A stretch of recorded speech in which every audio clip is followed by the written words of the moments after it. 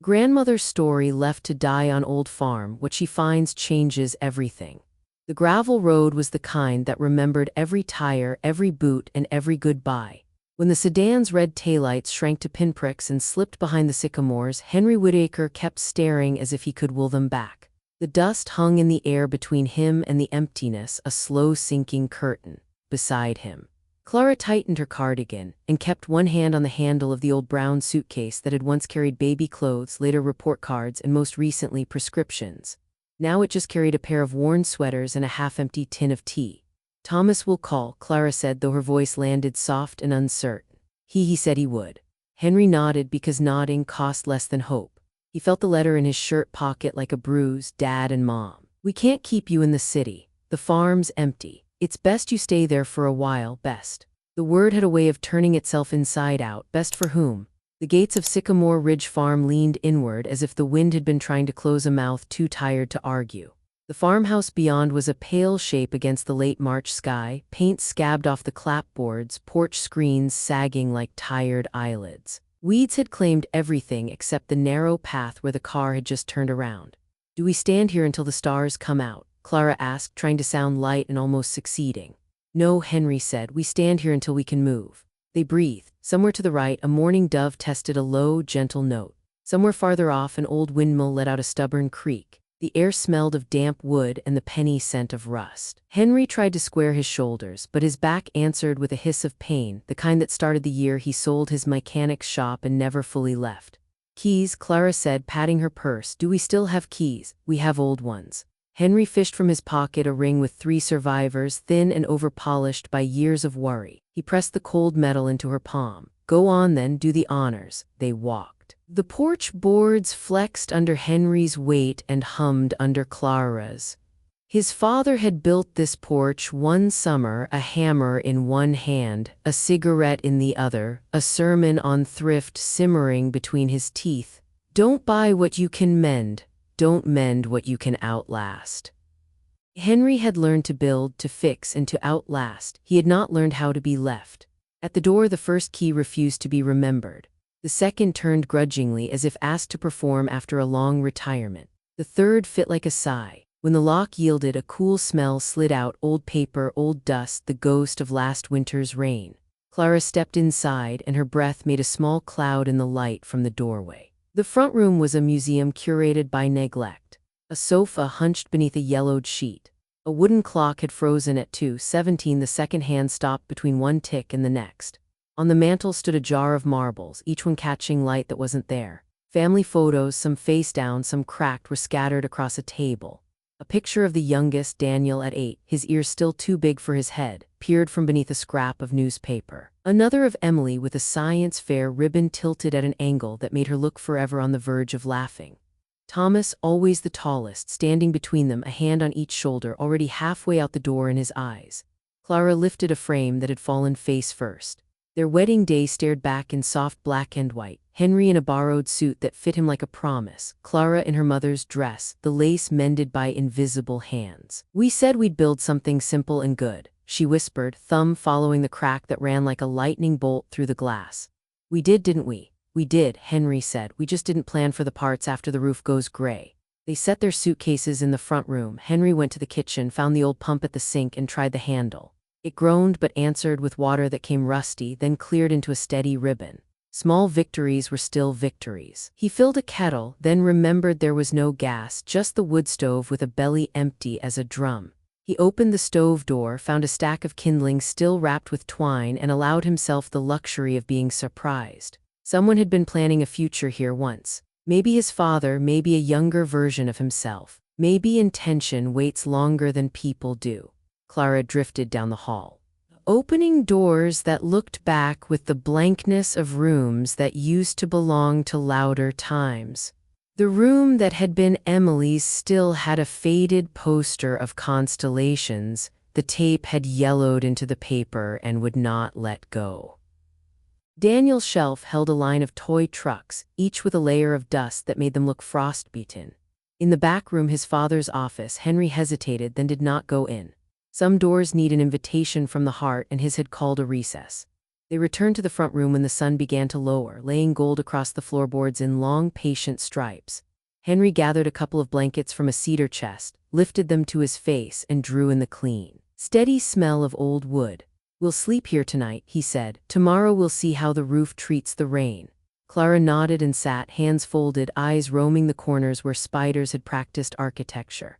"I keep thinking," she said quietly, "of all the ways we said yes. When you sold the shop so Thomas could finish his degree. When I pawned my grandmother's locket to help Emily hire a lawyer during the divorce. When we took a second mortgage so Daniel could try that store. I don't regret the yesies." "Me neither," Henry said. "I regret that we didn't teach them how to say them back." They ate crackers Clara had packed and a small jar of jam the color of July. The first stars showed themselves shyly above the line of sycamores. Wind pressed at the windows with the easy, familiar touch of history. In the quiet, Henry heard another sound inside himself, a ticking that wasn't the dead clock. It was the counting a man does at the edge of a map, what we have, what we can make, what we can't lose without losing ourselves. "Clara," he said, "we are not done." She turned to him with that expression she had worn the day they signed the mortgage, the day Thomas was born, the day they buried Henry's father beneath a tree that still set its leaves humming in a storm. "No," she said. "No, we aren't." They made a bed on the floor with layered blankets and old quilts that had learned patience from the hands that stitched them. The house altered with the night, every board learning to speak again, every pipe remembering how to be a throat. Henry lay awake and listened to the roof, the wind, and the old world turning. He pressed his palm to his chest to feel the letter through the fabric. Then with slow ceremony, he removed it and slid it beneath the leg of the coffee table to stop the wobble. "Good use," Clara said from the dark, a smile in her voice. "Best," Henry answered, and this time the word felt like it belonged to them again. At some hour that had no number, rain came light as doubt. A drip began in the far corner, then another by the window. Henry rose, placed pots and a mixing bowl where the house confessed its seams, then returned to the quilts. Clara's fingers found his. The rain softened the edges of everything, even the ache. When he finally slept, he dreamed not of taillights leaving but of hands, young and strong, old and sure, lifting, mending, planting. He woke with a sentence already formed. "Tomorrow we begin." Morning arrived with a thin gray light that crept through the broken panes like a guest too polite to knock. Clara stirred first, her hair haloed against the faded quilt, her breath steady in and out. Henry listened to the old house sighing, every board and hinge releasing the secrets of the night. The rain had stopped hours ago, leaving the air damp and cool, and the smell of earth drifted through the cracks in the window frame. Henry rose quietly, bones stiff but loyal, and pushed open the front door. Outside, the farm stretched like a forgotten hymn, fields overrun with weeds, fences leaning into disrepair, the barn roof sagging but still clinging stubbornly to its posts. A hawk circled overhead, scanning the fields with an authority that reminded him of his father's voice. This land had been in the Whittaker family for 4 generations. Now it had been handed back, like an unwanted parcel, by children who no longer saw soil as anything but dirt. Clara joined him with a shawl pulled tight, her eyes searching the horizon as if she might find their children's silhouettes coming back with apologies. But there was only the hawk and the sound of dew dripping from the sycamore leaves. "Henry," she said softly, "do you remember how these mornings used to be? The kids chasing each other before breakfast, Daniel already halfway up that tree. Emily demanding her fair turn on the swing, Thomas running ahead pretending to be in charge." Henry smiled, but it was a smile bent with weight. "I remember, and I remember how tired we were, working 2 jobs and still finding time to plant a garden, patch the roof, save for their future." He exhaled. "I don't regret the tired, I regret that it didn't teach them what we hoped." Clara bent to touch the damp earth with her fingertips, as though the ground itself could still answer her. "They learned, Henry, they learned to reach, to take, to expect. That part I wish I could unteach." Inside, they searched the cupboards. Dust motes drifted in lazy swirls as Clara opened one cabinet after another. Most shelves were empty, but behind a cracked jar she found a tin of coffee, sealed but swollen with age. She tapped it with a finger, smiling faintly. "Your father must have left this here. He never went a day without coffee." Henry laughed, a short, rough sound. He said coffee kept the world honest. Said a man who can't look you in the eye over a cup of coffee has something to hide. They boiled water on the wood stove after coaxing a small fire into being. The flames were stubborn at first, then caught as if remembering how to live. Soon the room filled with the bitter, comforting aroma of coffee. They drank from chipped enamel mugs, each sip a bridge to the past. After breakfast, they began exploring. Clara opened trunks in the attic, brushing aside cobwebs to uncover quilts her mother-in-law had sewn, each square stitched with care. Henry tested the barn door, hinges groaning like an old man standing after a nap. Inside, he found tools hanging where his father had left them. Saws with blades dulled by time, a scythe with a handle polished by calloused hands, nails stored in jars labeled with fading handwriting. Every discovery was both wound and balm. This was their inheritance, not in money but in memory. And yet, somewhere deep inside, Henry wondered if there might be more than just rust and dust hidden here. Farms often keep secrets in the soil. By midday, the sun broke through, flooding the fields with light. They ate a simple meal of crackers and jam again, seated on the porch steps. Clara watched a rabbit dart from the hedges, its white tail flashing. "Do you remember that summer when Emily found a nest of bunnies?" she asked. "She begged us to let her keep one in the house. You built that little box with straw, but within a week the poor thing was gone. She cried for days." Henry nodded, his eyes far away. "She cried, but she learned. Life has its taking as well as its giving. I just never thought she'd forget that lesson." They sat in silence for a while, the quiet carrying words they didn't need to speak. In the afternoon, Clara wandered into the back room that had once been Thomas's. A broken toy airplane lay under the window. Its wings bent but still recognizable. She picked it up and ran her finger along the edge. "This was his first science project," she whispered, half to herself. "We stayed up all night helping him balance the wings. He was so proud when it actually glided across the classroom." She set the airplane gently back on the sill like placing a flower on a grave. Henry, meanwhile, went to his father's office. The air was thicker here, as if time had refused to move forward. The desk was locked, just as he remembered. Instinct guided him to the top shelf where an old tin box once sat. His hand found it almost automatically. Inside, the small brass key waited, patient through decades. With careful fingers, he unlocked the drawer. Letters, deeds, receipts, paper browned at the edges but still breathing history. One envelope caught his eye, written in his father's unmistakable script, "For my descendants." Henry's hands trembled as he opened it. "Clara," he called, his voice breaking. She hurried in, wiping dust from her skirt. He held up the letter. Together they read, "My dear children and grandchildren, this land holds more than soil and memory. Beneath these fields lies a spring of purest water, tested by a geologist who swore it was one of the largest in the state. I did not sell it, for I believed water should be free. But if one day you need it, know that your home is more valuable than you realize." Clara gasped, her hand flying to her mouth. Henry felt his heart thump heavy, each beat like a hammer on an anvil. Mineral water worth fortunes to companies, worth survival to them. "Henry," she whispered, "this changes everything." He set the letter down and leaned back, dizzy. "It changes nothing and everything. We're still abandoned, we're still alone, but maybe we're not finished." Clara placed her hand over his. "Then we guard this. We guard it with our lives. Our children don't deserve to know, not yet, not until they know how to love us without price tags." Henry closed the drawer, locked it again, and returned the key to its hiding place. Secrets have their own weight, but sometimes they keep you standing. That evening they lit a lamp in the kitchen, one bulb flickering to life after Henry coaxed the old generator into a reluctant hum. The small pool of light made the room feel almost warm, almost safe. Clara set down 2 bowls of soup made from foraged greens and potatoes they'd found in the cellar. As they ate, Henry looked at her across the table. "Clara," he said, voice firm though tired, "we may have been abandoned, but this farm hasn't abandoned us. It still has something to give." She met his eyes with quiet strength. "Then we'll take it, and we'll build again." Outside, the wind moved through the fields, whispering like a chorus of unseen voices. For the first time since being left, Henry felt not only the sting of betrayal but also the pulse of possibility. Tomorrow, he thought, tomorrow we begin again. The next morning broke with a strange kind of brightness. The kind that slips through the cracks of weathered shutters and insists you wake whether you are ready or not. Clara stirred first, her joints protesting as she rose from the quilt, but her spirit seemed lighter. Henry, still half asleep, rubbed his eyes, listening to the faint gurgle of the pump outside and the whistle of the hawk overhead. The farm, though battered, was alive. As they sat on the porch sipping coffee brewed from yesterday's rediscovered tin, Clara's mind wandered back through the years. She could see, as clearly as if it were yesterday, Thomas running through the fields with a kite made of butcher paper and sticks. Emily plucking wildflowers for her mother, and Daniel tumbling into the pond, laughing so hard he forgot he was supposed to be embarrassed. Their family had been built on sacrifice and small joys, on nights when Henry came home with grease on his hands from the repair shop, and she stayed up late sewing to cover the children's needs. Henry, Clara said softly, "Do you ever think about all we gave up?" He turned his weathered face toward her, one eye squinting in the sunlight.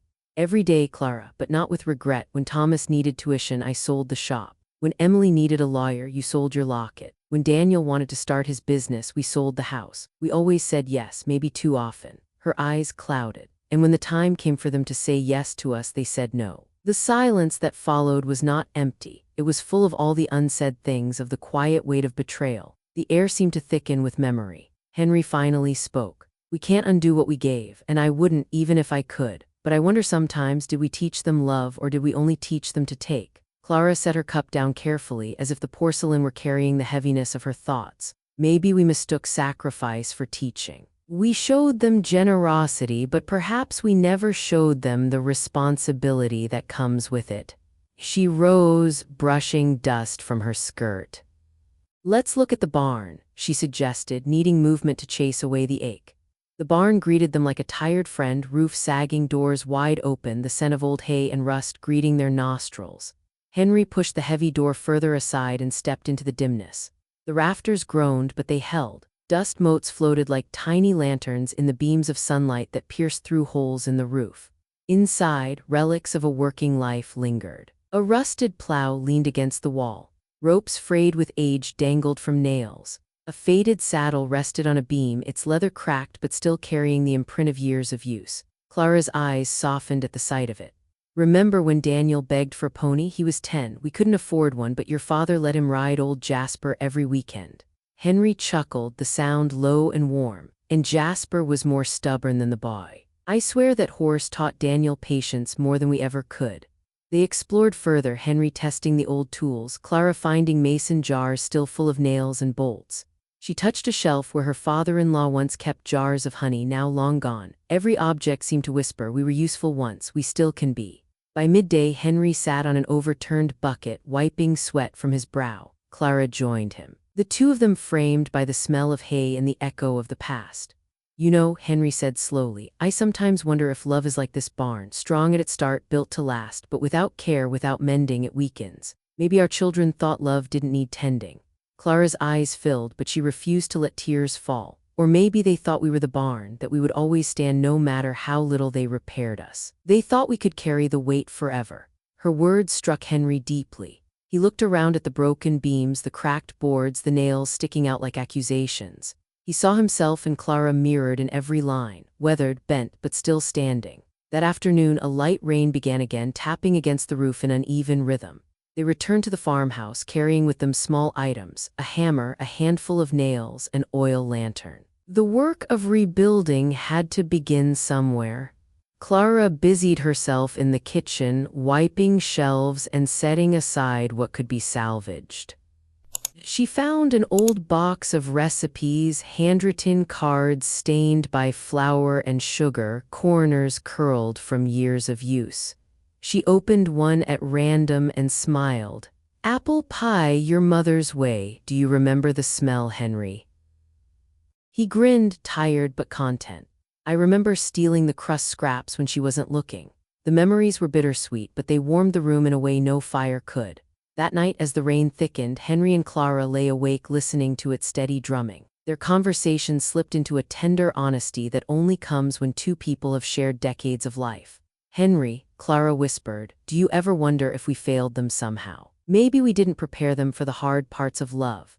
He considered this in the dark. "Maybe, but children make their own choices, Clara. We gave them tools, they decided how to use them." She turned toward him, her hand finding his. "I can forgive mistakes. What I can't forgive is being thrown away." He squeezed her fingers. "We're not done. We'll show them and ourselves that we're more than what they left behind." For a long while, they listened to the storm. And beneath the sorrow, something else stirred. A flicker of determination, the same kind that had carried them through 50 years of marriage, through bills and losses, through nights when the pantry was bare. They had been knocked down but not finished.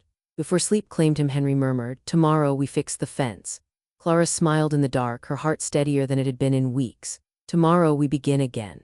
and with that promise between them, the farmhouse seemed to breathe easier, as though it too had decided not to surrender just yet. The morning air carried a crispness that clung to their skin as Henry and Clara stepped outside. The rain had washed the dust from the fields, leaving everything damp but brighter, as if the earth had been given a second chance at breath. The fence along the eastern boundary sagged miserably, some posts leaning like tired soldiers, others collapsed altogether. Henry stood before it with a hammer in one hand and nails in the other, his resolve written into the creases of his face. "This fence was once straight as an arrow," he said, running a hand along the splintered wood. "My father used to say a fence wasn't just about keeping things out, but about keeping the heart of the farm together." Clara, carrying a basket with rags and a flask of water, nodded. "Then let's stitch the heart back together piece by piece." Henry chuckled at her choice of words. "Stitching, hammering, it's all the same. It's work that says you care." They spent the morning working side by side. Clara held posts steady while Henry hammered, each strike echoing across the quiet fields. Sweat trickled down his back despite the cool breeze, and Clara's hands grew raw against the rough wood. Yet with every board mended, a rhythm grew between them, a rhythm of survival, of refusing to collapse just because others had abandoned them. Around noon, Clara called for a rest. They sat beneath the shade of a sycamore, sharing bread and cheese they had salvaged from the pantry. The tree's branches whispered above them, and Henry leaned back, remembering. "When Thomas was a boy," he began, "he carved his initials in this tree, do you remember?" Clara smiled softly. "He said it would make him part of the land forever." Henry traced the bark with his rough fingertips until he found the faint letters, weathered but still visible. "Funny, isn't it? Forever lasted until money got tight." Clara reached for his hand. "Don't let bitterness take root. Henry, we may not change what our children have become, but we can choose not to become like them." Her words settled deep like rain soaking into parched ground. After lunch they moved indoors. The farmhouse roof had leaked heavily in the last storm, and water stains spread across the ceiling in jagged patterns. Clara climbed carefully onto a chair to wipe away mold, while Henry inspected the attic with a lantern. He found old trunks filled with clothes that smelled faintly of cedar, brittle newspapers announcing wars and victories long past, and tucked beneath blankets a cigar box filled with coins dated back decades. Small treasures, perhaps worthless in money but priceless in memory. Descending the stairs, Henry carried the box like it contained something sacred. Clara opened it, her eyes widening at the coins. "Your father saved these," she murmured.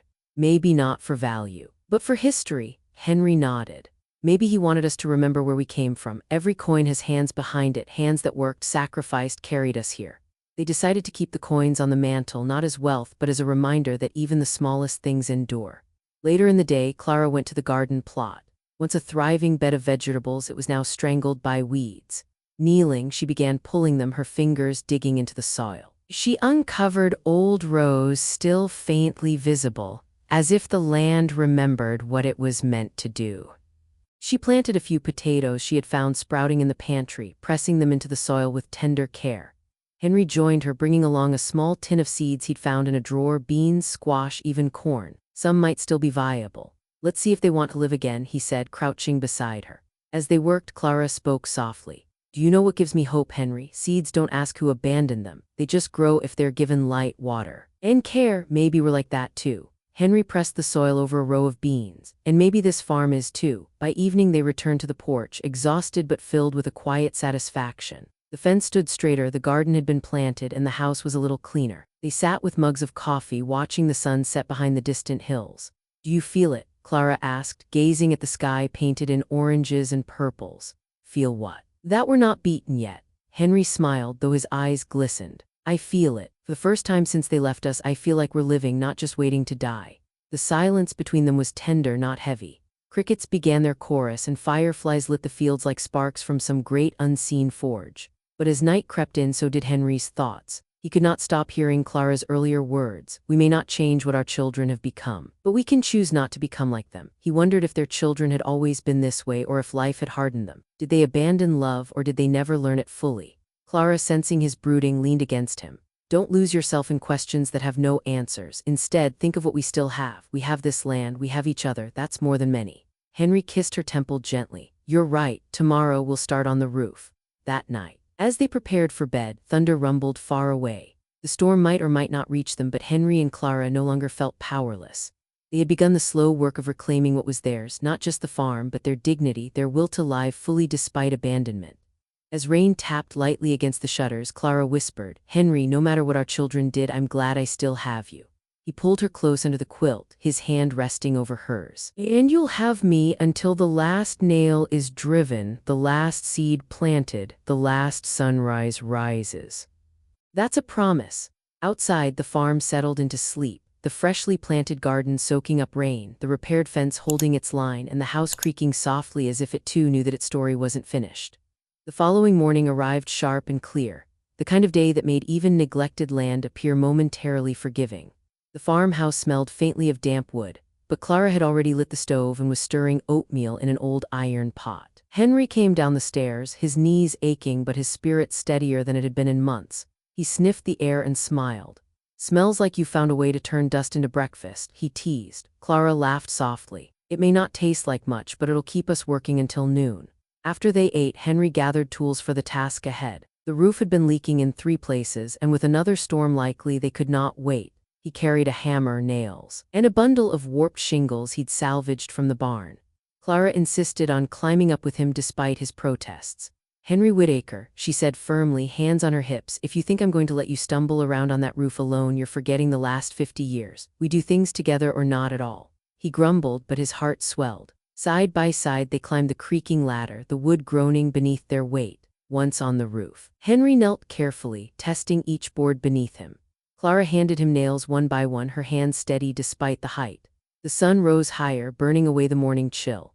As Henry hammered, Clara hummed softly a tune from long ago, a lullaby she once sang to the children. It struck Henry like a memory he hadn't wanted to visit. "Do you remember," he asked between blows, "when Emily refused to sleep unless you sang this song?" Clara smiled wistfully. She said it kept the monsters away. Funny how songs can do what parents sometimes can't. Henry paused, sweat dripping down his brow. "I wonder if we stopped singing too soon." Clara shook her head gently. "We never stopped, Henry, they just stopped listening." They worked in silence for a while, the hammer striking a rhythm that seemed to echo across the hills. When they finally climbed down, the roof was patched, not perfect, but strong enough to withstand the next rain. Henry looked up with pride. "We're holding this house together, piece by piece." "And maybe," Clara added, "we're holding ourselves together the same way." That afternoon, Clara ventured back into the office, the room where Henry had discovered his father's letter. She couldn't stop thinking about the words, "This land holds more than soil and memory." She pulled open drawers, sorting through old papers, her hands careful with the fragile sheets. Among receipts and deeds, she found another envelope tucked into a ledger. This one bore no handwriting, only a faded seal. "Henry," she called, her voice trembling slightly. He hurried in, wiping dust from his shirt. She handed him the envelope, and together they broke the seal. Inside was a folded map of the property, drawn in ink that had browned with age. Certain areas were marked with symbols, small circles and crosses. In the lower corner, a note read, "Survey results 1975. Henry's eyes widened. "This isn't just about water. Look, these markings. They're mineral tests. My father must have had more done than he ever admitted." Clara's pulse quickened. "Then why didn't he tell anyone?" Henry sat heavily at the desk. "Because he knew what greed does. He feared it would tear us apart." They both fell silent, the irony settling heavy between them. Greed had torn them apart. Their children's abandonment was proof. Clara folded the map carefully. "This is not just paper, it's responsibility. We can't let them know." "Henry, not yet, maybe not ever." Henry nodded slowly. "Secrets aren't easy to carry, Clara, but some are worth the wait." That evening, as the sun bled red across the horizon, they sat on the porch with cups of weak tea. Clara gazed at the fields where the soil still bore the scars of neglect but now also showed fresh rows where she had planted potatoes and beans. "Henry," she said softly, "we've been given something rare, a second chance, not just to live, but to rebuild." He looked out over the land, the hills glowing in twilight. "Second chances aren't free, we'll have to fight for this one." The night deepened, stars pricking the sky like lanterns. Henry thought about his father, a man stern but fair who had carried secrets in silence for the sake of his family. He thought about his children who had inherited wealth but not wisdom, and he thought about Clara, still beside him after all the storms. "Clara," he said, "I can't promise what tomorrow will bring, but I promise you this, we won't let them break us. Not here, not now." She took his hand, her fingers warm despite the night chill. "Then tomorrow we keep building, one fence, one roof, one seed at a time." The house, patched and imperfect, seemed to breathe with them, creaks and sighs mingling with the night wind. Somewhere in the distance, a coyote howled, a lonely sound that strangely made Henry feel less alone. They sat together until the air grew cold enough to push them inside. As they lay beneath their quilt, Clara whispered, "Do you think they'll ever understand what love really costs?" Henry kissed her forehead gently. "If they ever do, it won't be because of what we gave them. It'll be because of what they lost." Outside, the farm settled once again, but this time with a promise stitched into the soil and hammered into the roof, that the Whittakers were not finished, and neither was the land that had carried them through generations. The morning sun spilled across the fields like liquid gold, glinting on dew-soaked weeds and the freshly patched roof. Henry rose early, restless, his body humming with both fatigue and purpose. Clara was already in the kitchen, humming quietly as she kneaded dough from the last bit of flour she had salvaged. The smell of yeast and wood smoke filled the farmhouse, stirring memories of mornings when 3 small children had crowded the table, arguing over who would get the heel of the bread. Henry stepped onto the porch, stretching his stiff back. He looked out over Sycamore Ridge Farm, the land rolling gently toward the horizon.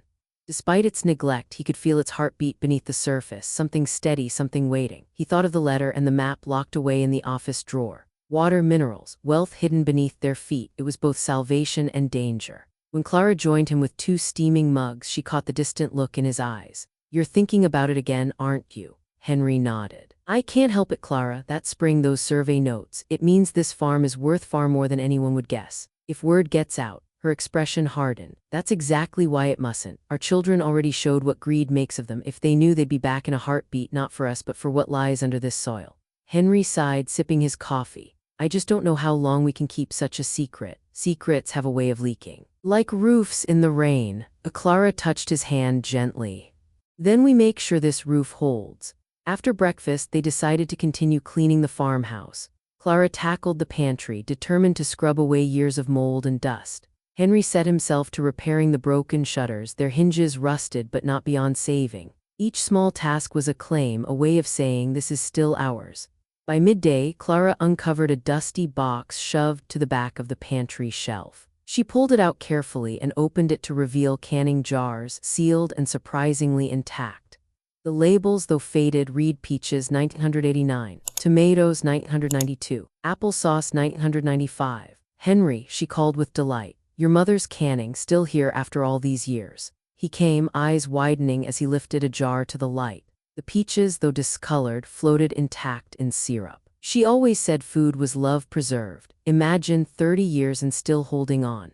Clara wiped the dust from one jar and set it reverently on the counter. "We'll open them carefully. Maybe they'll still be good. Even if not, it's like she's still feeding us." Henry's throat tightened and he nodded. "She'd like that. She always wanted us to feel cared for." Later that afternoon, Henry ventured back to the barn to see what else could be salvaged. Among the rusted tools, he noticed a wooden crate tucked behind an old wagon wheel.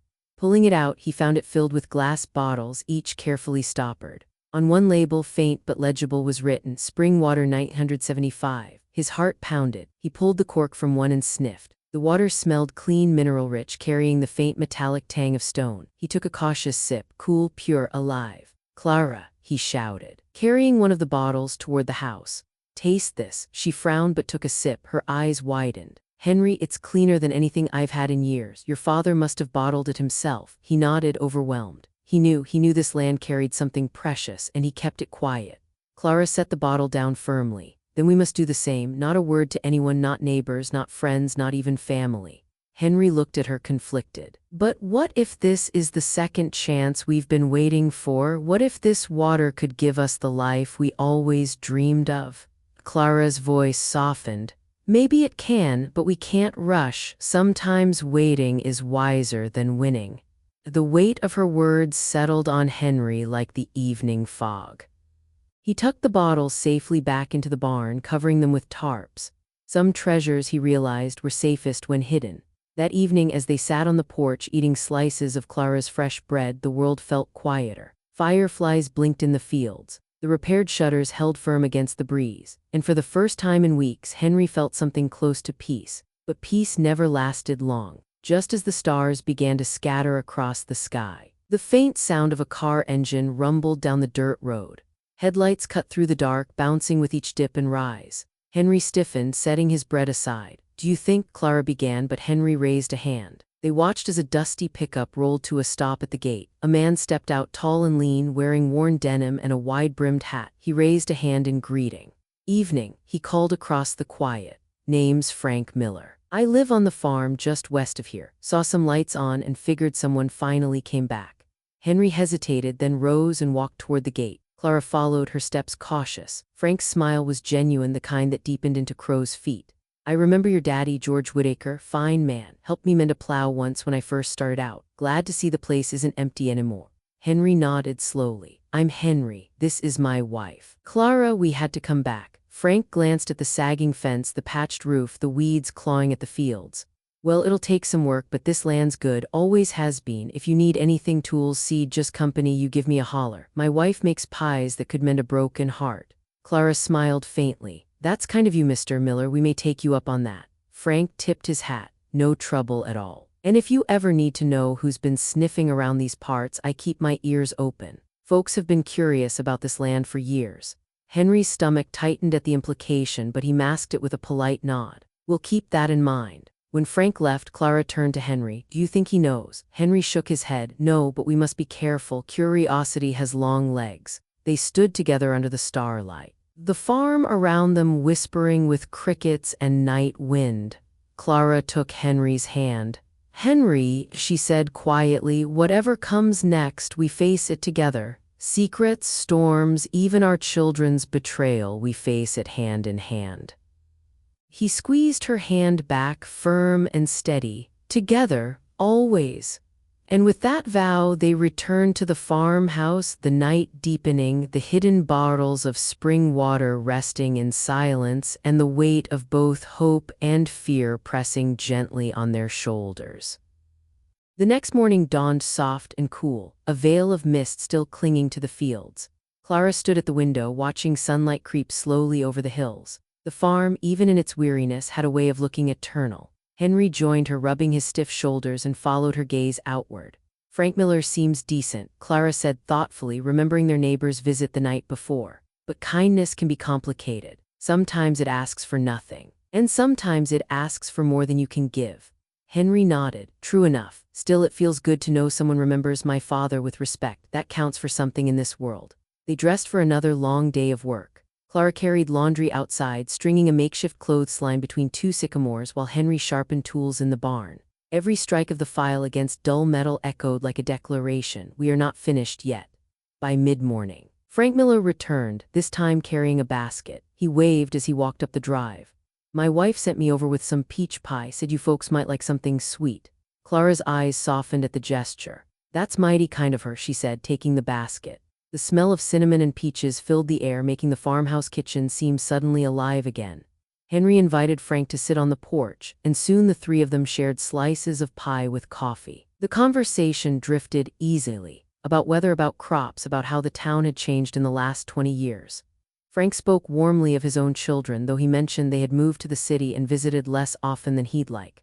"Kids," Frank sighed, shaking his head. "You raise 'em, you teach 'em, and still they drift away. That's the way of the world now, I suppose, everyone chasing something bigger." Henry and Clara exchanged a glance, their silence heavy with unspoken truth. Frank noticed but didn't press. Instead, he leaned back in his chair and pointed toward the fields. "This land of yours has good bones, soil's rich, water tables strong, surprised it hasn't been put to better use." Clara stiffened slightly. "Why do you say that?" Frank shrugged. "Just an observation. I've farmed here 30 years. You get to know the ground, folks from outside, surveyors. Developers, they've been curious about this valley more than once."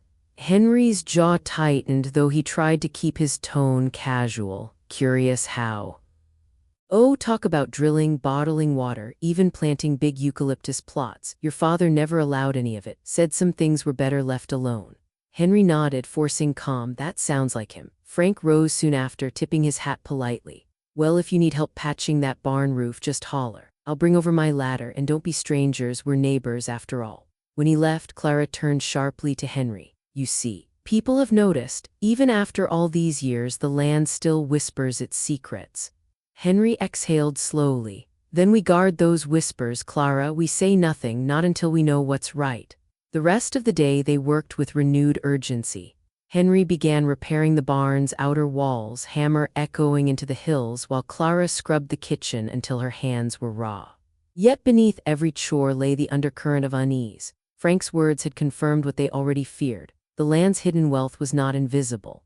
That evening, as they sat on the porch, Clara opened the old cigar box of coins Henry had found earlier. She ran her fingers across them as though seeking comfort in the weight of history. "Henry," she said softly, "your father carried secrets all his life. Do you think it wore him down?" Henry considered. He was a hawk, but not cruel. "I think he bore the weight because he believed we couldn't. Maybe he didn't trust us with it, and maybe he was right." The thought lingered between them as the sky deepened into indigo. The following days brought a rhythm to their lives. Mornings were for repairing fences and mending tools. Afternoons were for planting and cleaning. Evenings belonged to the porch, to conversation, to remembering what had been and imagining what might still be. The farm, though scarred, began to breathe again, but their peace was not unbroken.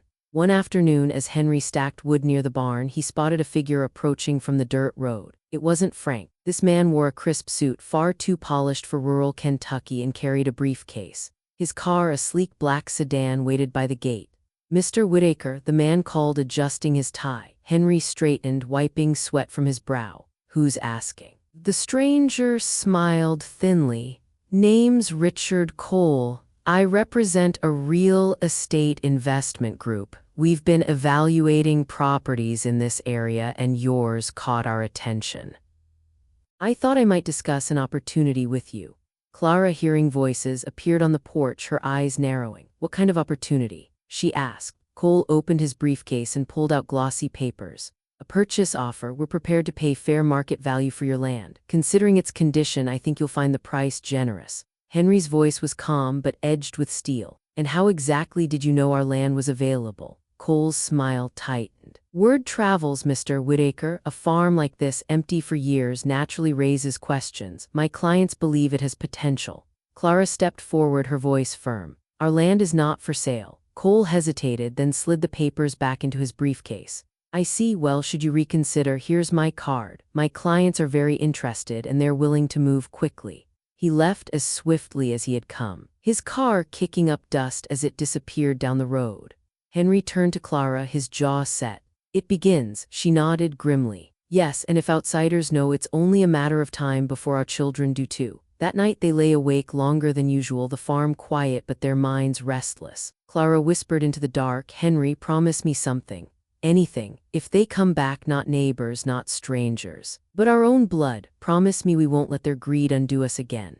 Henry squeezed her hand. "I promise, Clara, whatever storm is coming, we'll stand together." Outside, the cicadas sang, their steady chorus rising like a warning. Somewhere in the distance, a coyote howled and the old farmhouse creaked, as if bracing itself for the trials yet to come. The days that followed were heavy with anticipation. Henry and Clara worked the farm as best they could. But each creak of a distant car, each unfamiliar engine noise on the road made them glance up with unease. The visit from Richard Cole had unsettled them deeply. His sharp suit, his polished words, his thin smile, it all carried the scent of trouble. One Thursday afternoon, as Clara was weeding the small garden bed, she froze at the sound of tires on gravel. Her heart lurched. She straightened, brushing dirt from her skirt, and saw the unmistakable shape of a silver sedan pulling up to the farmhouse. She knew that car. "Henry," she called, voice tight. "It's him." Henry emerged from the barn, hammer still in hand. He squinted against the sun as the car door opened, and out stepped Thomas, their eldest son.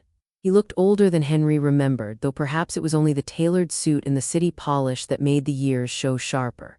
He adjusted his tie, his shoes clearly unsuited for country roads, and walked up the drive with an easy confidence that didn't fool either of his parents. "Dad, Mom." His voice carried a practiced warmth, the kind Henry had heard him use with bankers and neighbors when he wanted something. "We're alive, Thomas," Henry said coldly, setting the hammer down. "That's more than you expected when you left us here." Thomas flinched slightly but recovered. "Dad, don't be like that. You know our situation in the city has been difficult. Amanda lost her job, the kids' tuition, it's been hard." Clara crossed her arms, her jaw tight. "So your solution was to abandon us here like unwanted dogs at the pound?" Thomas sighed, spreading his hands. "It wasn't abandonment, it was temporary. I knew you'd make do, you always have." Henry's voice cut through the air like an axe. Temporary? You left us with no way to get back, no money, no means. That's not temporary, son. That's throwing away the people who raised you. For a moment, silence hung between them. The only sound the wind rustling through the sycamores. Thomas shifted uncomfortably before speaking again. Dad, look, we don't have to fight. I came with a proposal. Maybe we can work this out in a way that benefits everyone. Henry narrowed his eyes. And what proposal would that be? Thomas glanced toward the house, toward the fields beyond, then back to his parents. Sell the farm. I've already spoken with some people who'd be interested. Developers. Real estate groups. The land isn't worth much in its current state, but we could still get a fair price. If we sell, you and Mom could move into a nice apartment in the city and we could all share the proceeds. It would solve everyone's problems. Clara's voice trembled, not from weakness but from controlled fury. Share the proceeds? You mean take our inheritance while we're still alive? Mom, don't put it that way. Thomas's voice was smooth, almost pleading. I'm just being practical. Look at this place. The house is falling apart, the land's overrun, you can't manage it. Isn't it better to sell while you still can? Henry's laugh was bitter. Practical. That's what you call it when you line your pockets with our sweat and call it generosity. Thomas bristled. Dad, don't twist my words, I'm trying to help. I've already spoken with a friend at a real estate agency. He can get an appraisal done quickly, maybe even bring a buyer. Clara's eyes widened. You already spoke to someone before you even came to us. Thomas shifted again, caught off guard. I just wanted to be prepared, to have options. Henry stepped closer, his voice low but dangerous. You were preparing to sell the land behind our backs. That's not helping, Thomas, that's betrayal. The silence stretched. Thomas looked at the ground, then back at them with frustration. Fine, maybe I went about it wrong, but don't you see, this place isn't worth anything anymore. It's just a burden. Why cling to it? Henry stared at his son, really stared. And for the first time saw not the boy who once carved his initials into the sycamore tree, but a man hardened by greed, blind to anything but numbers. You know why we cling to it? Henry asked quietly. Because it's ours, because it's been in this family for generations, because it's the last piece of who we are that hasn't been pawned off or forgotten, and because, Thomas, not everything worth keeping has a price tag. Thomas's mouth opened, then closed. He looked at his mother, hoping for some sign of agreement, but Clara's eyes held only sorrow and disappointment. Thomas, she said softly, you remember the summer nights you used to run through these fields? The times you begged for another story by lamplight, the smell of bread baking in the oven. This farm raised you as much as we did, and now you want to sell it for scraps. For a moment, Thomas looked as though he might falter, but then his jaw set, and the mask slipped back into place. I'll give you time to think, he said briskly. But know this, offers like the one I have won't last forever. If you wait too long, you'll lose out. Henry's voice was final. We've already lost enough. Leave, Thomas. We'll think about nothing except how to live without your schemes. Thomas hesitated, then turned back toward his car. As the engine roared to life and the dust rose behind him, Clara sank into the porch chair, her hands trembling. Henry, she whispered, our son sees us as nothing more than an obstacle. Henry sat beside her, his shoulders heavy. I know, and this is only the beginning. If Thomas has spoken to agents, it means the others won't be far behind. They'll come, Clara, and they won't come for love. Clara looked out across the fields, the soil dark with promise, the house weary but standing. Then we'll be ready. Let them come. Let them see that we are not so easily discarded. As the sun dipped behind the hills, the farm grew quiet again, but the air carried a new weight. The weight of betrayal now made flesh in their eldest son. Henry and Clara sat together in silence, bound by the knowledge that the storm they had feared was finally rolling toward them. The next day passed in uneasy silence. Henry spent the morning mending tools in the barn, though his hands moved slower than usual, his thoughts circling the conversation with Thomas like a hawk over prey it couldn't quite catch. Clara busied herself in the kitchen, scrubbing counters that had already been scrubbed, rearranging jars as though order in the pantry might restore order in their lives. But the silence between them spoke volumes. They both knew Thomas's visit was only the beginning. By late afternoon, their fears proved right. The sound of 2 engines drifted down the dirt road, steady and deliberate. Clara peered out the window, her heart sinking as dust rose behind the vehicles. Henry, she whispered, they're here, both of them. Henry stepped onto the porch just as 2 cars rolled to a stop. From the first emerged Emily, their middle daughter, dressed in a tailored blazer that didn't quite hide the weariness in her face. From the second came Daniel, the youngest, his tie askew and his expression a mix of bravado and unease.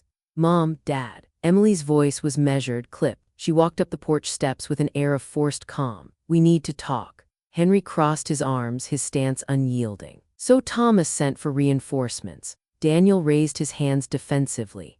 "Don't start like that, Dad. We came because we're worried. We heard you're refusing offers that could make life easier for all of us." Clara stepped forward, her voice trembling but sharp. "Easier for you, you mean? We know exactly what Thomas proposed yesterday, and now you arrive with the same script." Emily frowned, clearly irritated. "This isn't about scripts, it's about reality. Look at this place: broken fences, leaking roof, overgrown fields. It's not fit for you to live in, and you can't possibly manage it at your age. Selling is the logical choice." Henry's voice was steel. "Logical for who, Emily? For the three of you who abandoned us here, or for us who kept this farm alive long enough for you to sniff around for profit?"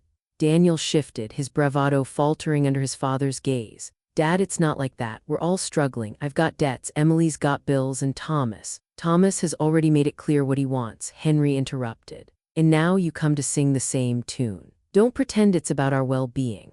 Clara's eyes filled with tears she refused to let fall. "We gave you everything we could, every sacrifice, every dollar, every sleepless night was for you, and when we needed you, you threw us away like old furniture. And now you come back not to apologize but to take more." Emily's composure cracked for a moment. "Mom, it's not that simple. We're not villains. We're just trying to survive too." Survive. Clara's voice rose, trembling with grief.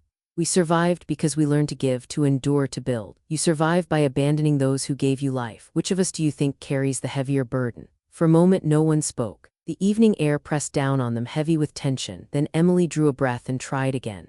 "Mom, Dad, listen, we've talked to someone, an investor. They're prepared to offer $300,000 cash for the farm. That's more than fair for land in this condition. You could buy a comfortable place in the city, live the rest of your lives without worry. And we could." Henry cut her off sharply. "And you could take what's left. Don't dress it up as care. Call it what it is: greed." Daniel flinched as though struck. "Dad, that's not fair. We're your children. We have a right." "A right?" Henry's voice thundered. "A right to what? To inheritance you haven't earned, to land you didn't tend, to soil you never sweated over, to sacrifices you never understood. You left us here with nothing but a letter and the echo of your tires on the road. You forfeited your right the moment you turned your backs." Clara's voice softened but cut no less deeply. "Children, love is not a ledger. We never asked for repayment, only respect. And now you stand here demanding pieces of us while we're still alive. That is not love, that is theft." Emily's mask slipped, revealing raw frustration. "So what? You'd rather rot here than share? You'd rather let the land waste away than let us help?" "Help?" Henry spat the word like poison. "You call it help when you stand ready to sell our lives out from under us. No, Emily, no, Daniel, you've mistaken greed for help." Daniel's shoulders slumped, his voice low. "Dad, we didn't mean—" "Yes, you did," Henry snapped. "You meant every word. Don't pretend otherwise." The silence that followed was suffocating. Clara sank into her porch chair, her hands trembling as she clutched the armrest. "Do you know what hurts most?" she whispered. "Not the abandonment, not even the betrayal. It's that we don't recognize you anymore. You're strangers in our children's skin." Emily opened her mouth, then closed it again, unable to find an answer. Daniel looked at the ground, shame flickering across his face. Henry rose slowly, his frame weary but unbending. "Leave, both of you, we've heard enough." "Dad, don't do this," Daniel pleaded. "We can work something out." Henry's voice was final. "The only thing to work out is how you'll live with yourselves when we're gone. Now go." Emily's face hardened again, bitterness replacing hesitation. "Fine, but don't expect us to wait forever. If you won't act, someone else will." The two of them turned, walking back to their cars without another word. Dust rose in their wake, drifting across the porch like the residue of disappointment. When they were gone, Clara covered her face with her hands and sobbed quietly. Henry sat beside her, wrapping his arm around her shoulders, though his own heart felt shattered. "Henry," she whispered through tears, "how did it come to this? How do we raise children who see us as obstacles instead of parents?" Henry looked out across the fields where the last light of day stretched long and thin. His voice was low, almost breaking. "Maybe we didn't fail them, Clara. Maybe they failed themselves. All I know is this: we are still here. And as long as we breathe, this land will not be theirs to ruin." They sat together as the sky deepened into night, the sound of crickets filling the silence left by their children's departure. The farm, though weary, stood with them, bearing the weight of betrayal and the stubbornness of survival. The morning after Emily and Daniel's departure, the farmhouse felt heavier, as though the walls themselves had absorbed the sting of betrayal. Clara moved through the kitchen quietly, her steps slow. her hands absent-minded as she folded towels that did not need folding. Henry sat at the table, staring at the grain of the wood as though answers might be carved there. "They'll be back," Clara said finally, her voice thin. "Children like ours don't walk away after one attempt. They'll try again, and next time they won't come alone." Henry nodded grimly. "You're right. They'll bring outsiders, people who know how to twist words and papers until we're the ones painted as unreasonable." As if her words had summoned it, 2 weeks later an envelope arrived by courier. Thick white, embossed with a law office's name neither of them recognized. Henry slid it open with his pocketknife, his gut already tight. He read in silence before handing it to Clara. Her eyes scanned the pages, her lips trembling as she whispered aloud. "Petition for guardianship, claim of mental incapacity, request for control of property and assets." She set the papers down with shaking hands. "Henry, they're trying to declare us incompetent." Henry's face hardened. "So this is their next move. First they abandon us, then they try to steal what's ours while we're still alive." Clara's voice broke. "Our own children, how could they do this?" He reached across the table, grasping her hand firmly. "Because greed blinds, Clara, but we are not blind, and we will not let them win." The next morning, Henry made the trip into town with the help of Frank Miller, who drove him in his pickup. Frank listened quietly as Henry explained. By the time they pulled up to the courthouse, Frank shook his head, muttering, "Some kids are born with full hands and empty hearts." Inside, Henry found the office of Stanley Benson, the lawyer who had once handled the sale of their house in the city. Benson, a round man with a thoughtful face, listened intently as Henry explained the situation and handed over the petition. "This is serious, Mr. Whitaker," Benson said after reading. "Your children are claiming you're no longer capable of making sound decisions, that you're living in unsafe conditions, refusing reasonable offers," and he looked up.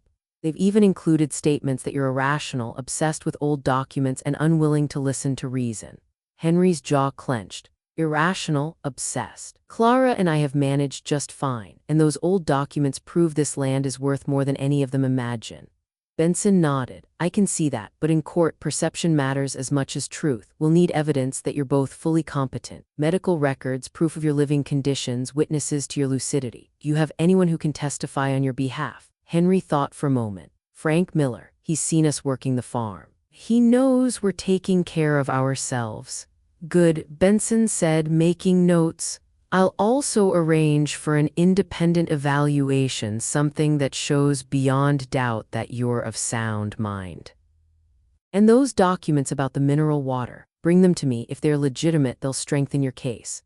Henry left the office with a strange mix of dread and relief. At least they weren't alone. At least someone believed them. Back at the farm, Clara listened carefully as Henry recounted everything.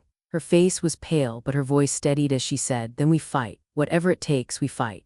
The weeks that followed were filled with preparation. Benson visited the farm, taking photos of the repaired roof, the mended fences, the growing garden.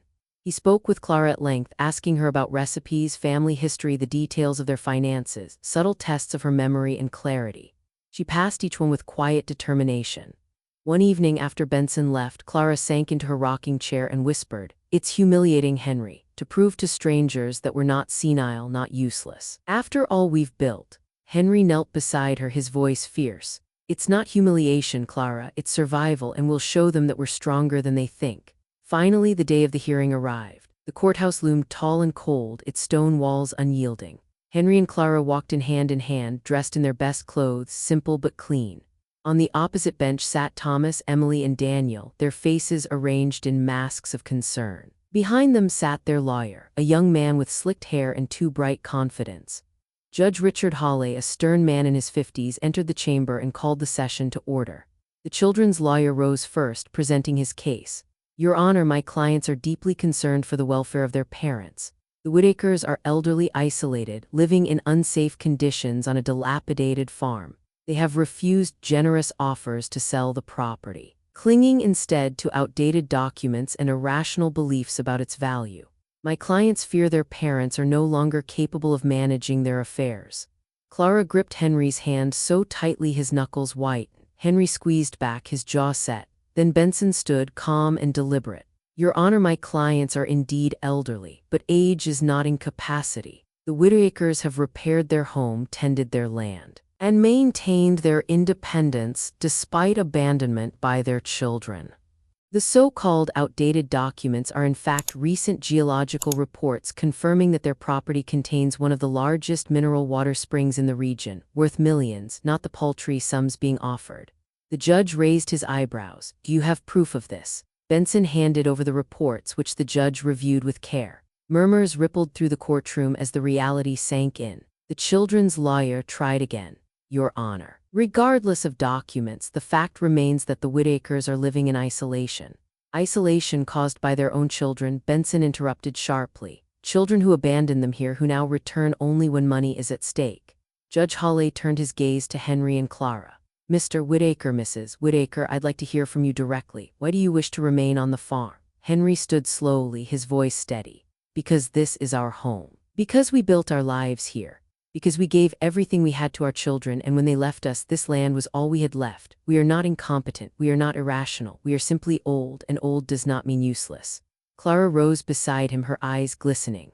Your Honor, love is not measured in money. Our children want inheritance before we're gone, but what we want is dignity. We want to live our last years as ourselves, not as burdens, not as bank accounts. The courtroom was silent. Even the children shifted uncomfortably, their masks of concern slipping to reveal unease. The judge leaned back, steepling his fingers. I have heard enough. This case is without merit. The Whitakers are of sound mind and body. The petition for guardianship is denied. Relief crashed over Henry and Clara like a wave. Clara squeezed Henry's arm, tears streaming freely. But the judge wasn't finished. He fixed his gaze on Thomas, Emily, and Daniel. Let me be clear, elder abandonment is a crime. You should be grateful your parents have chosen not to pursue charges. I suggest you reflect on what it means to be family. The gavel struck, echoing through the chamber. The case was closed. Henry and Clara walked out of the courthouse hand in hand, victorious but weary. The children lingered behind, their faces pale, their plans in ruins. On the courthouse steps, Clara turned to Henry, her voice trembling with both sorrow and resolve. They tried to strip us of our very selves, Henry, but they failed. And now we must decide what comes next. Henry looked out at the horizon, the weight of both triumph and heartbreak pressing on his shoulders. What comes next, Clara, is that we live for ourselves, for what's left of love, for this land that still believes in us. The drive back from the courthouse was quiet, the hum of Frank Miller's truck filling the spaces where words might have been. Henry stared out the passenger window, watching telephone poles slip past like solemn sentinels. Clara sat between them, her hands folded tightly in her lap as though she were holding herself together.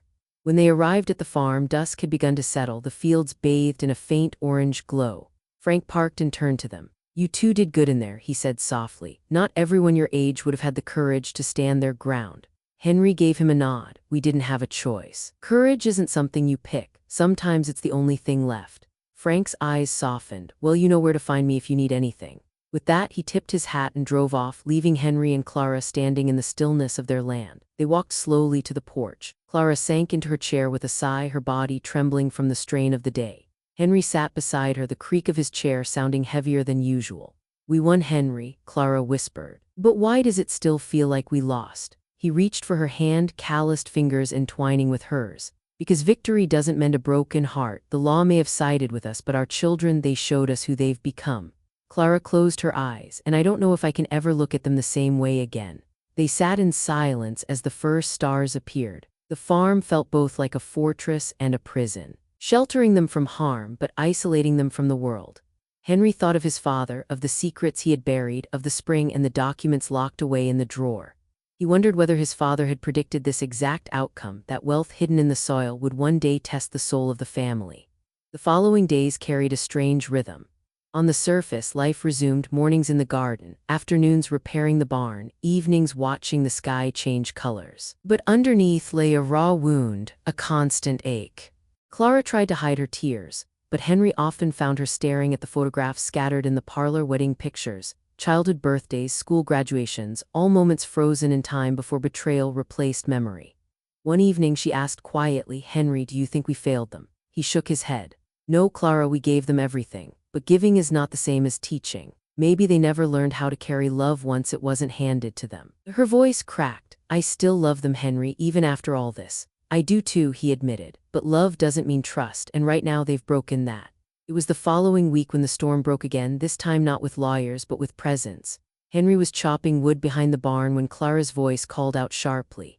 "Henry, they're here." He dropped the axe and hurried around the corner. 3 familiar figures stood on the porch: Thomas, Emily, Daniel. Their expressions were carefully arranged. Emily's stern professionalism, Thomas's forced calm, Daniel's nervous half-smile. "Dad, Mom," Emily began, "we know court didn't go our way, but we don't want things to stay like this. We came to talk." Henry's chest tightened, anger simmering beneath the surface. "Talk after trying to have us declared insane." Thomas raised his hands. "That was the lawyer's idea. We just—" "No," Clara cut in, her voice sharp. "Don't you dare lay this on someone else. You signed those papers. You stood in that courtroom. You wanted to strip us of our dignity." Daniel stepped forward, his voice softer. "Mom, we made mistakes. We got scared. We thought you weren't thinking clearly and we panicked. Please, can't we just move past it?" Henry's voice was low, dangerous. "Move past it. You abandoned us, plotted to sell our home, dragged us to court. And now you want to move past it because you didn't get what you wanted." Emily's jaw clenched. "Dad, we're trying to make peace. Isn't that what you always taught us, that family finds a way back?" Clara's eyes filled with tears. "Family doesn't come back for profit. Family comes back for love. Tell me, Emily, why are you here tonight? Is it to see if we're well or to see if the land is still worth millions?" The silence that followed was damning. Emily looked away. Thomas shifted uncomfortably. Daniel stared at the ground. Finally, Henry spoke, his voice shaking with fury and grief. "Get out, all of you. We don't need peace built on lies. We need children who remember what love looks like, and until you can show us that, this house, this land is closed to you."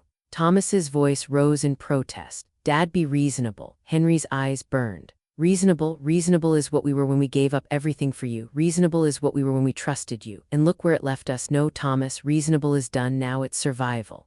The words struck like a blow. Emily's face hardened. Thomas muttered under his breath, and Daniel looked as though he might cry. They turned slowly, retreating to their cars without another word. When the engines faded, Clara collapsed into her chair, sobbing. Henry stood beside her, trembling with rage, his fists clenched until the knuckles whitened. "They won't stop, Clara," he said finally. "They'll keep coming, not for us, for the land, for what's under it. And one day, we'll have to decide how far we're willing to go to protect it." Clara lifted her tear-streaked face. "As far as it takes, Henry, because this isn't just land, it's us, it's all we have left." That night they lay in bed, unable to sleep. The farm groaned around them as though it too were weary of the endless conflict. Henry stared at the ceiling, the judge's words echoing in his mind. Elder abandonment is a crime. But what crime was greater, their children abandoning them, or their children returning only to consume what was left? He reached for Clara's hand, finding comfort in the one truth that remained. They had each other. And as long as they held on, the storm could rage, but it would not break them. The weeks after their children's second visit were uneasy but strangely calmer. For the first time in months, Henry and Clara felt a kind of defiant peace. They had faced court, stood their ground, and refused to sell their souls or their land. Yet the silence that followed was unsettling, as though they were living in the eye of a storm that hadn't finished with them yet. One gray morning, Henry was patching the chicken coop when he saw Clara waving from the porch. Her shawl was wrapped tightly around her shoulders, her face pale. "Henry, someone's here." He wiped his hands on his trousers and walked briskly toward the house. A dust-coated car sat at the gate, but this time it wasn't Thomas, Emily, or Daniel. A figure stepped out, slim, a little hunched, with hair graying at the edges. Henry squinted, his heart catching in his throat. It was Daniel, the youngest. He didn't arrive with bluster or polished words. His shoulders sagged beneath the weight of something heavier than debt. "Dad," Daniel said softly, his voice stripped of bravado. "Mom." Clara's heart tightened at the sound. She remembered him as a boy, the one who always wanted one more story, one more slice of pie, one more chance. She crossed her arms, forcing strength into her tone. "Why are you here, Daniel?" He swallowed hard. "Because I can't carry it anymore, the guilt, the shame. I need to make things right." Henry's eyes narrowed. "You've said words before. Words are easy. What's different now?" Daniel's gaze dropped to the dirt. "I didn't come to talk about money. I didn't bring papers or offers or anyone else. I came alone because I want to stay. I want to help." Clara frowned, suspicion warring with hope. "Stay here." "Why now?" Daniel took a deep breath, his voice trembling. "Because when I look at myself in the mirror, all I see is a coward. I went along with Thomas and Emily because it was easier than standing alone. I let you both down and I hated myself for it. You gave me everything and I gave you betrayal. If I keep living like that, I'll never be more than a shadow. But if you let me, I want to prove I can be more, not by asking, by doing." For the first time, Henry saw something real in his son's eyes. Not entitlement, not greed, something raw, something close to humility. Clara's heart ached. And what if it's too late, Daniel? What if the damage is already done? Then I'll carry that, Daniel said, his voice breaking. I'll carry it until I die, but I'll carry it here working beside you if you'll let me. Silence stretched, the only sound the rustle of wind in the sycamores. Henry turned away, staring out over the fields. Finally, he said, if you're serious, Daniel, there's no salary, no promises, no inheritance waiting at the end. Only work and the chance to show us who you are. Can you accept that? Daniel nodded fiercely. Yes, Dad, more than anything. So it began. The first days were brutal. Henry put Daniel to work in the barn, repairing broken beams and clearing decades of debris. His soft hands blistered, his back ached, and more than once he stumbled from exhaustion. But he didn't complain. At night, Clara would find him asleep on the old cot in the corner room, dirt still on his face, calluses beginning to form on his palms. Slowly, Henry's skepticism gave way to grudging respect. One morning, as he watched Daniel lift hay bales without being asked, he muttered under his breath, "He's not quitting." Clara beside him whispered, "Maybe he's finally learning." Days turned into weeks. Daniel learned to patch fences, mend roofs, plant crops. He rose before dawn, worked until dusk, and never once mentioned money. He sat with his parents at supper, often in silence, as though words were less important than presence. One evening, as the three of them sat on the porch watching fireflies scatter across the fields, Clara spoke softly. "Daniel, why now? Why didn't you find this strength before?" He stared at the horizon, his voice low. "Because I was spoiled, Mom. I thought you owed me. I thought life owed me. But standing in that courtroom, hearing you both speak, I realized something. You didn't owe me anything. You already gave me more than I deserved, and I was ready to throw it away. I can't undo the past, but I can choose the future. I want to choose you." Tears blurred Clara's vision, but she blinked them back. Henry remained silent for a long moment, then finally said, "If you mean it, son, actions will prove it. Words can't." Daniel nodded. "Then I'll keep proving it until you believe me." Over time, Henry began to lean on him not just for labor, but for companionship. They fixed the tractor together, rebuilt the chicken coop, and cleared the fields for planting. Daniel's back grew stronger, his hands rougher. Clara noticed he no longer carried the restless twitch of a man chasing quick solutions. He carried the steadiness of someone learning to stay. But trust is fragile. One evening, as they ate supper, Clara's voice cut through the quiet. "Daniel, I need you to hear me clearly. If you're here only to win back a share of inheritance, you'll break what's left of us. But if you're here for love, for family, then maybe you can heal what you broke." Daniel met her gaze without flinching. "Mom, I don't want money. If you leave me nothing, I'll still stay. I want something money can't buy. I want to be your son again." For the first time in months, Clara let her tears fall freely. She reached across the table and clasped his hand. Henry, though silent, felt something loosen in his chest. Later that night, as Henry and Clara lay in bed, Clara whispered, "Do you believe him?" Henry exhaled slowly. "I want to, and maybe, just maybe, he's starting to believe himself." The farmhouse creaked softly in the night, as though it too had begun to hope again. Autumn rolled gently across the hills, painting the fields with shades of rust and gold. The farm, once silent with neglect, now hummed with quiet life. Daniel's hands had grown thick with calluses, his back broad from work, his face leaner and more lined, but there was something in his eyes Henry hadn't seen in years: steadfastness. Clara noticed it too. Each morning when she rose to light the stove, Daniel was already outside, feeding chickens or hauling water. He worked without complaint, without waiting to be asked. It stirred something in her heart she had nearly given up on, the belief that a child could change. But peace never came without shadows. One cold, rain-laced afternoon, as Clara hung laundry by the stove, headlights cut through the mist outside. She peeked through the window and froze. A car she knew all too well, Emily's. "Henry," she called, her voice taut. "She's here." Henry stepped to the porch as Emily climbed out of the car. She looked different from their last encounter, thinner, her coat worn, her hair pulled back hastily. She carried no briefcase this time, no papers, no rehearsed air of authority. Her eyes were red, swollen from crying. "Dad, Mom," she began, her voice cracking. "Please, I need to talk." Henry's jaw tightened. Clara, standing beside him, crossed her arms, wary. Emily stepped closer, her shoes sinking into the mud. "I lost everything: my apartment, my car, my job. After the lawsuit, the school said they couldn't keep me. My credit's ruined, I'm drowning in debt. I've been sleeping in my car for 2 weeks. Her voice broke into sobs. "I don't have anywhere else to go." Clara's chest ached at the sight of her daughter unraveling. Memories rushed in. Emily at 10 years old, proudly showing her first painting. Emily as a young woman, her laughter filling the kitchen. Emily's arms around her neck when heartbreak first found her. Clara's instinct was to rush forward to comfort, but Henry's voice cut sharp. And what do you want from us now? Another scheme, another chance to strip us of what little peace we've managed to build. Emily shook her head desperately. No, Dad, I don't want money, I don't want the farm. I just want to come home. Please, let me stay here even if it's only in the barn. I'll work, I'll cook, I'll clean, anything, just don't make me go back out there alone. Clara's hands trembled. She looked at Henry, pleading silently. He stared hard at his daughter, searching her eyes for signs of deceit, but what he found instead was something he hadn't seen in years: raw humility. You want to stay here? He asked coldly. Then you stay under the same rules as Daniel. No money, no privileges, no inheritance, only work, and you earn back every ounce of trust you shattered. Emily nodded quickly, her tears streaming. Yes, Dad, anything, I'll do anything. Clara's voice softened, though pain still laced her tone. Emily, understand this. Forgiveness is not a gift we hand out like bread. It's something you'll have to earn one day at a time. I know, Mom, Emily whispered, and I'll try every day until you believe me. So Emily stayed. At first, her presence was awkward. She shared chores with Daniel, and the two siblings often worked in silence, their conversations stiff, their movements uncertain. But slowly routines formed. Emily scrubbed floors until they shone, washed laundry without being asked, helped Clara tend the garden. At night, she collapsed onto the cot across from Daniel's, her body aching but her eyes calmer. Clara watched the changes cautiously. Emily no longer wore the mask of entitlement, her hands blistered from scrubbing, her nails chipped from soil. Sometimes Clara found her daughter weeping quietly in the kitchen, staring at old family photographs. One evening, as they prepared supper, Emily finally spoke what had weighed on her heart. Mom, I don't deserve to be here. I betrayed you. I let greed blind me, and it cost me everything. But losing everything was the only way I realized what mattered. I don't want your money, I just want you.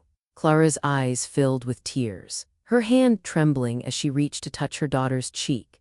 You don't know how many nights I prayed to hear those words, but prayers mean little if actions don't follow. Show me, Emily, show me with your life. From that night on, Emily's efforts grew steadier. She and Daniel began to work together, mending fences, tending the livestock, even repairing the barn roof. The old sibling rivalry softened into something closer to solidarity. Henry observed from a distance, still cautious, still guarding his heart, but even he could not ignore the shift. One evening, as the four of them sat down to supper, Clara looked around the table and whispered, Henry, for the first time in years, I feel like we're a family again. Henry's face remained stern, but his eyes betrayed a flicker of warmth. We'll see. Trust is built slow, Clara, but maybe it's starting. But in the quiet hours of night, Henry wrestled with doubt. He remembered the courtroom, the betrayal, the humiliation. Could 2 months of hard labor erase years of greed? Could his children truly change, or were they only biding time until another opportunity arose? As he lay awake, Clara turned to him in the dark. You're afraid to believe, aren't you? Yes, he admitted, because if I believe and they betray us again, it'll break what little's left of me. She touched his hand gently. But if you never believe, Henry, then maybe it's already broken. The farm, once echoing with emptiness, now pulsed with cautious life. But the shadow of Thomas lingered, absent yet present, a reminder that not all wounds had healed and not all storms had passed. Winter came sharp and early that year, frosting the fields with silver and draping the farmhouse in long shadows. Henry rose before dawn each morning, stoking the stove until the rooms glowed with warmth. Clara baked bread that filled the house with a scent both comforting and defiant, while Daniel and Emily hauled wood, patched frozen pipes, and kept the animals fed. The farm no longer felt like a place of abandonment. It pulsed with life again, though it was a fragile life held together by effort and repentance. Yet through it all, Thomas's absence gnawed at them. Neither Henry nor Clara spoke his name often, but the silence around him was heavy, like an empty chair at the table. One bitter afternoon, as snow began to fall in heavy sheets, the crunch of tires startled them all. A weathered sedan pulled into the drive, sputtering and wheezing as though it might die right there. The door opened and Thomas stepped out. Clara gasped softly. He was thinner, almost gaunt, his fine suits replaced by a worn coat, his polished shoes scuffed and cracked. His eyes, once sharp with calculation, were hollow, ringed with exhaustion. He looked less like the successful banker he had tried to be and more like a man beaten by life. Dad, Mom. His voice wavered. Stripped of authority, Henry stood on the porch, his breath a plume in the cold. What do you want, Thomas? Thomas lowered his gaze. Not money, not the farm, just a chance. Emily, standing beside Clara, crossed her arms. You had chances, you wasted them. Daniel's face was harder. You dragged them into court, Thomas. You tried to steal everything, and now you want forgiveness. Thomas flinched at their words but pressed forward. I know what I did. I know I was blinded by greed, but life has taken everything from me. Amanda left, the kids, his voice cracked. They don't even speak to me anymore. I lost my job, my house. I'm living in a rented room, selling trinkets on the street just to eat. And in that emptiness, I realized what I had thrown away. It wasn't the farm, it wasn't money, it was you, my family. Clara's tears came before she could stop them. She stepped down the porch stairs, her shawl fluttering in the wind. Thomas, but Henry's voice rang out like iron. No, not yet. Thomas's eyes pleaded. Dad, please, I know I don't deserve it. I won't pretend I do, but let me stay like Daniel and Emily. Let me work, let me prove I can change. The silence that followed was raw. Snowflakes drifted between them, melting as they landed on Thomas's worn coat. Henry's jaw tightened. You think you can walk back after all this, that you can undo the betrayal, the court, the lies. Forgiveness is not a coat you put on when the cold finds you, Thomas. It's something earned, and you haven't earned it. Thomas bowed his head. Then let me try. If I fail, send me away, but let me try. Clara reached for Henry's arm. Henry, look at him. He's not the man who left us here. He's broken, and sometimes a broken man can finally learn what whole men never could. Henry's eyes burned, torn between anger and the faintest flicker of hope. At last he said, you can stay, but under the same terms as the others. No money, no promises, no inheritance. Only work, only proof. Do you accept that? Yes, Dad. Thomas's voice cracked. I accept anything. So Thomas stayed. The first weeks were harsh. His body was softer than Daniel's, weaker than Emily's, unaccustomed to labor. His hands blistered at the axe handle, his breath came ragged as he hauled water from the pump. But unlike before, he didn't complain. He rose before dawn, stumbled through chores, and collapsed onto the cot at night. His body aching but his voice silent. Daniel distrusted him openly. Emily kept her distance. But Clara, though cautious, began to notice glimmers of sincerity, how he stayed behind after supper to scrub pots, how he quietly mended torn clothes without being asked. One evening, as snow piled high outside, Thomas sat by the stove, his eyes fixed on the flames. Henry, seated across from him, broke the silence. Why now, Thomas? Why come back after all these years? Thomas swallowed hard. Because I finally understand what you felt. When Amanda left, when the kids turned their backs, when the landlord told me I had nothing left, I understood. I understood what it was like to be discarded, unwanted, alone. And it broke me, Dad. It broke me in a way money never could. I realized I had become the very thing I feared most, a man with nothing to pass on, nothing to be proud of. Clara reached for his hand, her eyes wet. Henry said nothing, but his silence was softer than before. Winter passed slowly, but the Whittaker household warmed. Daniel and Emily, though reluctant, began to include Thomas in their work. There were still arguments, old wounds reopened by careless words, but there were also moments of laughter, tentative and fragile. By spring, the farm had transformed. Fences stood straight, crops sprouted in neat rows, the barn hummed with life. And within that revival, the siblings began to find something they thought lost, one another. On a quiet Sunday morning, Henry and Clara sat on the porch, watching their 3 children repair the pasture gate together. Clara leaned against Henry, her voice trembling with awe. Look at them, Henry, look at what we thought was gone. Henry's eyes softened. Maybe some things aren't gone, Clara. Maybe they're just waiting for the right season to return. But even as he spoke, doubt lingered. Could years of betrayal truly be undone by months of labor? Could greed be washed clean by hardship and humility? He didn't know. But for the first time in a long time, he dared to hope. As evening fell, Thomas approached his parents, dirt on his hands, sweat on his brow. Dad, Mom, he said quietly, thank you for giving me this chance. I don't want your inheritance. I don't want your money. I just want to be your son again. Clara pulled him into her arms, weeping softly. Henry, after a long pause, placed a hand on his son's shoulder. Then prove it, Thomas, prove it every day, and maybe one day we'll believe you. The farm settled into night, its fields whispering with wind.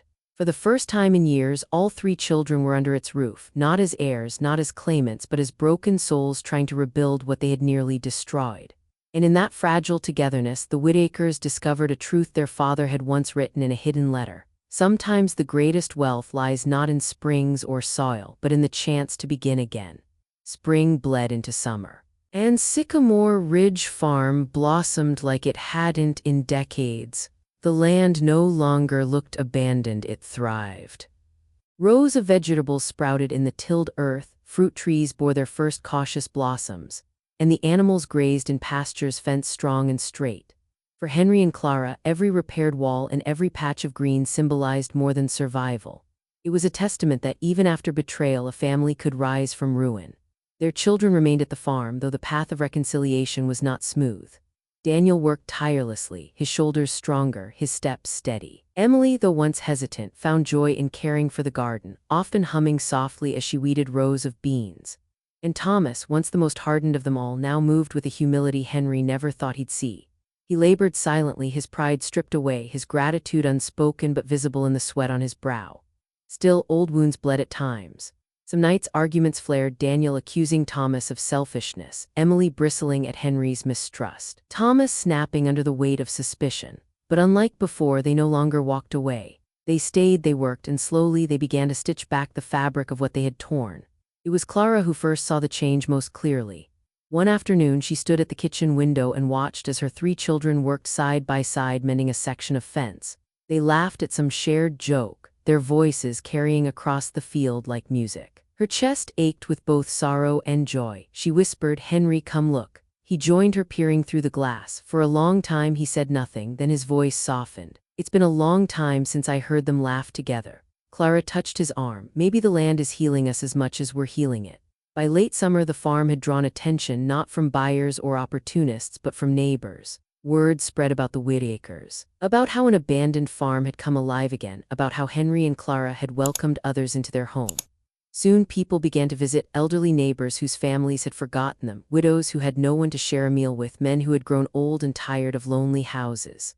Clara, with her endless compassion, opened the doors without hesitation. "We have food," she told them. "We have beds, and most of all, we have room for hearts in need."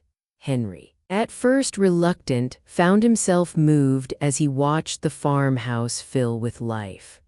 At the long dining table, once meant for birthdays and Christmases, laughter rang again.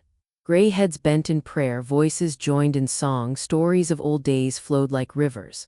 What had once been a place of betrayal now became a sanctuary.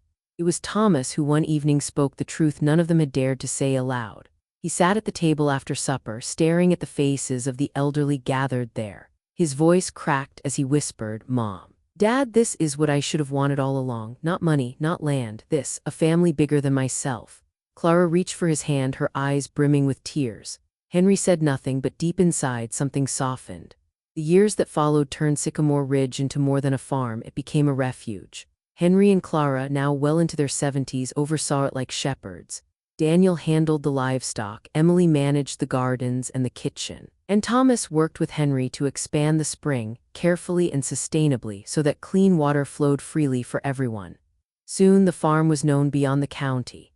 Churches, charities, and even local officials began to speak of it as a model of community, a place where the abandoned found belonging.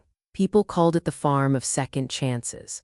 On a bright Sunday morning, the family gathered under the sycamores for a celebration. It was Henry and Clara's 50th wedding anniversary. Golden years that had been nearly shattered now remade in unexpected light. Neighbors, friends, and dozens of elders they had sheltered came to honor them. Henry stood slowly, leaning on his cane, and looked out at the crowd. His voice trembled, but it carried. 5 years ago, he began, Clara and I were left here to die. At least that's what it felt like. But the truth is, we were given a chance. A painful, heartbreaking chance to see what mattered most. We thought treasure lay in land or in money or in springs of water. But the real treasure was this. He gestured to his children, to the neighbors, to the elders seated with warm smiles. The chance to begin again. The crowd erupted in applause. Clara rose beside him, her eyes shining. "I want to say to every elder here, you may have been forgotten by the world, but here you are remembered, here you are loved. And to families who still have time, I beg you, don't wait until loss teaches you the value of love. Love now while it still matters." The celebration continued with music, dancing, and laughter. Henry and Clara sat together on the porch as evening fell, their hands entwined as they watched lanterns flicker across the yard. Their children moved among the guests, no longer divided but united in purpose. "Henry," Clara whispered, "you regret it all, the suffering, the betrayal, the nights we thought we wouldn't survive." He squeezed her hand, his eyes misty. "Regret, no, because every wound carved a lesson, every tear watered this soil, and from that pain, something greater grew. We lost much, but we found love again. That's worth every storm." The stars glittered above as the farm settled into night. Somewhere in the distance, water from the spring gurgled softly like a reminder of the secret that had once threatened to destroy them. Now it no longer mattered whether the land was worth thousands or millions. Its true worth lay in what it had taught them, that love, when tested, can either break or be reforged into something stronger. And for the Whitacres, love had endured. Henry and Clara Whitaker had given their children everything: a home, education, sacrifice after sacrifice. But when hardship struck, their children abandoned them on the family's neglected farm, a place that once held laughter and life but now stood broken and forgotten. What began as an act of betrayal became the beginning of a long journey of resilience, discovery, and forgiveness. Alone and heartbroken, Henry and Clara uncovered hidden truths. Their land was not worthless but sat upon a spring of immense value. Letters, maps, and even secret savings left by Henry's father revealed that the soil carried more than memories, it held fortune. Yet this knowledge brought no joy, only danger. Greedy neighbors, slick investors, and their own children returned, each hoping to claim what was not theirs. Through legal battles, heartbreak, and nights of despair, Henry and Clara stood firm. They defended their dignity in court, rejected false offers, and held onto their home. Slowly, cracks of light appeared. Daniel, the youngest, humbled himself and returned, not for inheritance but for redemption. Emily followed, stripped of pride and desperate for belonging. And in time, even Thomas, the eldest, once hardest of heart, came back broken, pleading not for wealth but for family. The farm became a place of second chances. What had nearly destroyed them instead transformed their lives. Together, they rebuilt not only the farmhouse but their bonds, welcoming neighbors and abandoned elders into a new kind of family. Sycamore Ridge Farm became a sanctuary where love outweighed greed, where dignity triumphed over betrayal, and where second chances blossomed. In the end, Henry and Clara discovered the greatest inheritance was not money or land. It was love rediscovered, forgiveness offered, and the timeless truth that it is never too late to begin again.